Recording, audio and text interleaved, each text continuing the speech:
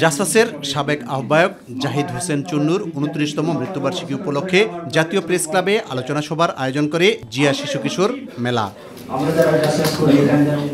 সভায় বিএনপির vice chairman doctor Asaduzzaman Ripon বলেন, বারবার সংস্কারের কথা বলা হলেও সরকার এখন পর্যন্ত দৃশ্যমান কোনো সংস্কার দেখাতে পারেনি। ইতিহাসের সবচেয়ে দুর্বলতম সরকার হচ্ছে বর্তমান এই অন্তর্বর্তীকালীন সরকার। একটা দুর্বল সরকার রাষ্ট্র ক্ষমতায় থাকলে দেশের স্বাধীনতা সার্বভৌমত্ব বিপন্ন হতে পারে। সেই জন্য দরকার ২০২৫ সালের মধ্যেই, ২৪ যাচ্ছে, ২৫ সালের মধ্যেই সম্ভাব্য সমস্ত সংস্কারগুলো সম্পন্ন করে নির্বাচন দেওয়ার ব্যবস্থা করতে হবে। একই স্থানে জেটেবের আলোচনা সভায় বিএনপির স্থায়ী কমিটির সদস্য ডাক্তার AZM জাহিদ হোসেন বলেন, ফ্যাসিবাদের দোসরদের বহাল তবিয়তে রেখে কোনো সংস্কার সম্ভব নয়।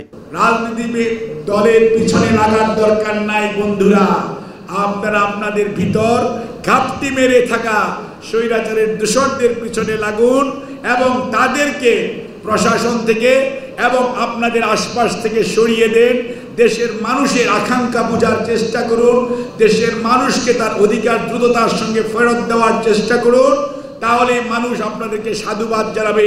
ইউসুফ আলী, মাই টিভি, ঢাকা। আর যদি তা না